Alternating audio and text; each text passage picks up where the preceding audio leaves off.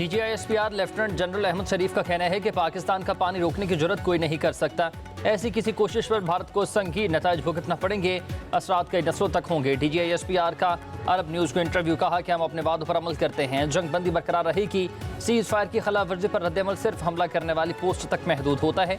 हमने कभी आम शहरियों को निशाना नहीं बनाया। भारत का गिराया जाने वाला छठा तैयारा मिराज 2000 है। कश्मीर पर जबरदस्ती तसल्लुत और उसे अंदरूनी मामला बनाने की भारतीय कोशिशें नाकाम। मसले का हल मुज़ाकरात से ही मुमकिन है। लेफ्टिनेंट जनरल अहमद शरीफ की RT अरेबिया से गुफ्तगू कहा कि पाकिस्तान में दहशतगर्दी का असल सरपरस्त भारत है। पहलगाम वाक़े के सबूत अगर भारत के पास हैं तो गैर जानिबदार इदारे को दे। पाकिस्तान ताउन के लिए तैयार है। जंग बंदी की दरख्वास्त भारतीय वजारत दिफा ने की।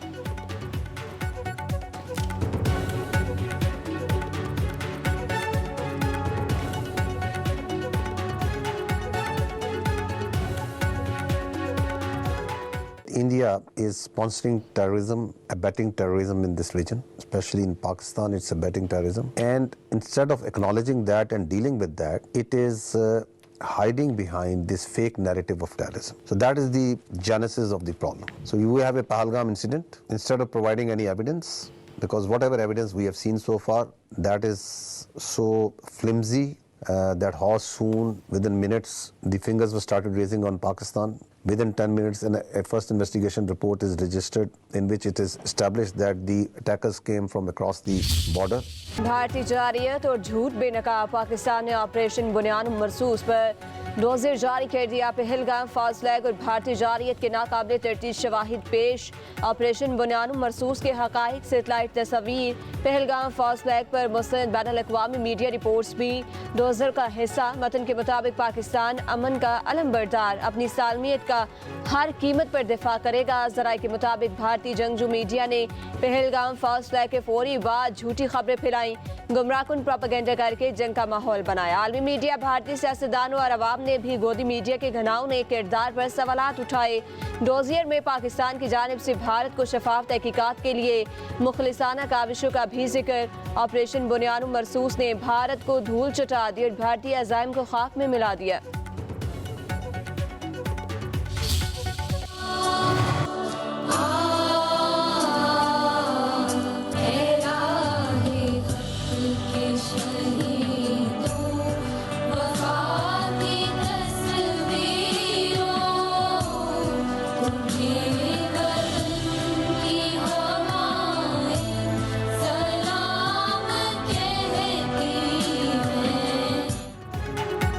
भारतीय फौज के निहत्ते पाकिस्तानी शहरियों पर हमले करके जंग जराइम के इर्तिकाब। ज़रा के मुताबिक भारतीय जारहीत से 15 बच्चों 7 खवातीन समेत 40 सिविलियन शहीद, 121 जख्मी हुए। दुश्मन से मुकाबले में पाक फौज के 13 एहलकार वतन पर कुर्बान। भारत ने पहलगाम फॉल्स फ्लैग ऑपरेशन के झूठ का सहारा लेकर पाकिस्तान के खिलाफ खुली जारहीत का इर्तिकाब किया।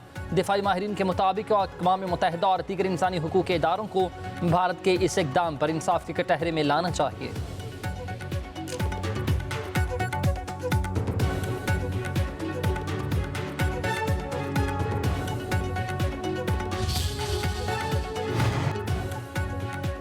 वज़ीर-ए-आज़म शहबाज शरीफ ऑपरेशन बुनियाद मरसूस में पाक बहरिया के किरदार को खराज तहसीन पेश करने के लिए आज कराची जाएंगे। वज़ीर-ए-आज़म पाक बहरिया के जवानों और अफसरान से मुलाकात और खिताब करेंगे। कराची में क़याम के दौरान वज़ीर-ए-आज़म से गवर्नर और वज़ीर आला सिंध भी मुलाकात करेंगे।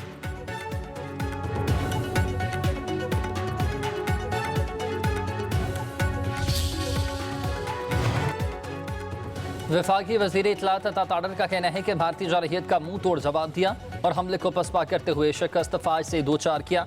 पूरी कौम मुत्तहिद और अफवाज पाकिस्तान के शाना बशाना है। दुश्मन को सफारती सतह पर भी नाकामी का ही सामना हुआ। लाहौर में कारकुनान से खिताब, कहा कि वज़ीर आज़म दिफा पाकिस्तान के लिए अपना किरदार अदा करते रहे। जिन जंगी तैयारों पर दुश्मन को नाज था वो पाक फौजाइया ने गिरा दिए। पाक अफवाज की तारीख जवाब पर दुश्मन सफ़ेद झंडा लहराने पर मजबूर और सीज़ फायर की दरख्वास्त कर दिया। ताड़र ने कहा कि नवाज शरीफ ने 6 एटमी धमाके किए। शहबाज शरीफ दौर में भारत के 6 जहाज गिराए गए।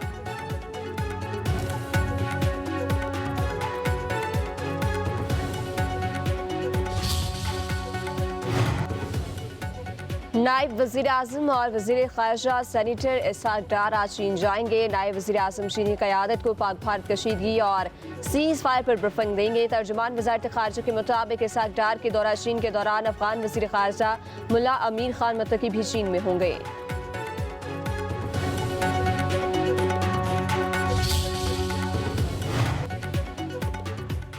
पाक फौज ने भारत को मुंह तोड़ जवाब दिया। हिंदुस्तान का गुरूर खाक में मिला दिया। स्पीकर कौमी असम्बली सरदार अयाज सादिकी मीडिया से गुफ्तगू बोले कि पाकिस्तान ने दहशतगर्दी के खिलाफ जंग में 90,000 जानों की कुर्बानी दी। भारत ने पानी रोक कर ऐलान जंग किया। पूरा पाकिस्तान अपनी अफवाज के साथ खड़ा हो गया। दुश्मन को भरपूर जवाब देने पर पाक फौज को खराज तहसीन पेश करते हैं।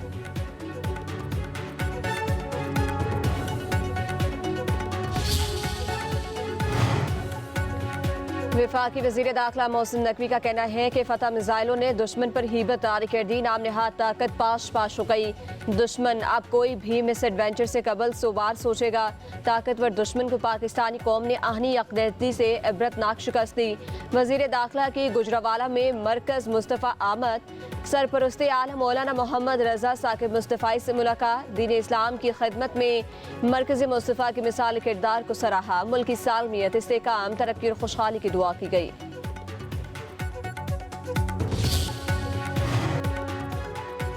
भारतीय हुकूमत की नाकाम सफारतकारी आलमी सतह पर बेनकाब। किसी भी मुल्क ने मोदी की हिमायत न की।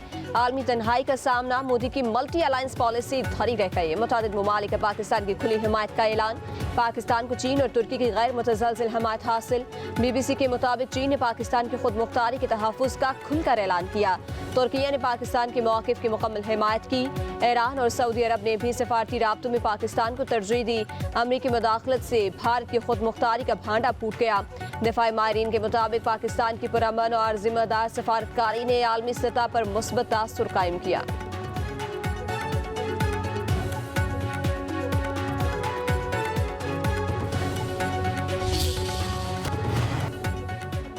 कराची के वज़ीर आला हाउस में कैप्टिव पावर टैरिफ के हवाले से बड़ी बैठक। वज़ीर आला सिंध मुराद अली शाह, वफाकी वज़ीर ख़जाना मोहम्मद औरंगज़ेब, अवैस लगारी, अली परवेज़ मलिक, राना सनाउल्लाह की शिरकत। वज़ीर आला सिंध मुराद अली शाह ने कहा कैप्टिव पावर प्लांट का टैरिफ बढ़ाने की तजवीज़ पर सनतकारों को एतराज़ है। सनतकार बोले वफाकी हुकूमत मज़ीद कैप्टिव पावर प्लांट पर टैक्स लगाएगी तो सनतें बर्दाश्त नहीं कर सकेंगी। वफाकी वज़ीर ख़जाना मोहम्मद औरंगज़ेब ने कहा कि मुल्क की मईशत की बेहतरी में सबका ताउन और मेहनत शामिल है। वज़ीर पेट्रोलियम अली परवेज़ मलिक ने कहा कि हमने सनती टैरिफ में 30% कमी की है। राना सनाउल्लाह बोले वज़ीर आला मुराद अली शाह और सनतकारों की तजावीज़ से वज़ीर आज़म को आगाह करेंगे।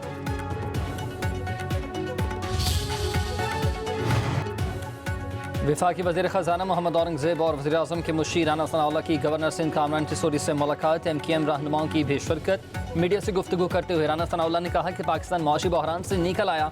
बजट पर मुशावरत का अमल जारी है। आम आदमी के लिए खुशखबरी होगी, रिलीफ मिलेगा। मुश्किल दौर में साथ देने पर आवाम को खराज तहसीन पेश करते हैं।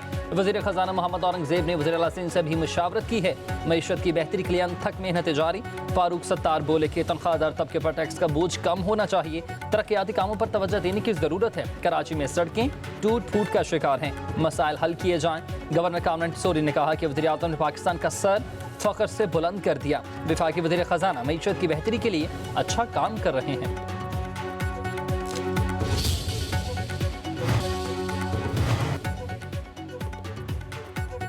इस्लामाबाद और रावलपिंडी में आंधी, तेज हवाओं के साथ बारिश, गर्मी की शिद्दत में कमी। शहरियों ने सुख का सांस लिया। पेशावर में तेज हवाएं चलने लगीं। सब्जी मंडी में एक दरख्त गिर गया। मुख्तलिफ वाक़यात में एक बच्चा जाँ बहक, 11 अफराद जख्मी हो गए। मर्दान, नौशहरा और हरीपुर में भी गरज चमक के साथ बारिश।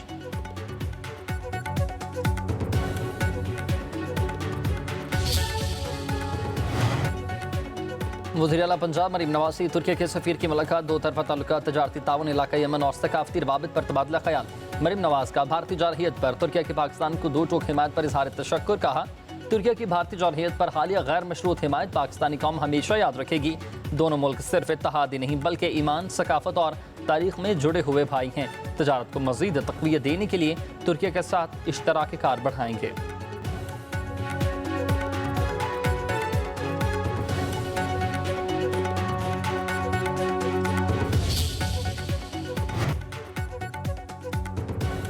और पाकिस्तान क्रिकेट टीम के सेंट्रल कॉन्ट्रैक्ट में कौन शामिल होगा, कौन ड्रॉप, पीसीबी का मुशावरती अमल शुरू। जराये के मुताबिक सेंट्रल कॉन्ट्रैक्ट में ज्यादा तब्दीलियों का इम्कान नहीं। कुछ खिलाड़ियों को सेंट्रल कॉन्ट्रैक्ट से फारिग, कुछ को शामिल किया जा सकता है। कौमी क्रिकेटर्स के सेंट्रल कॉन्ट्रैक्ट्स की मुद्दत 30 जून तक खत्म हो रही है।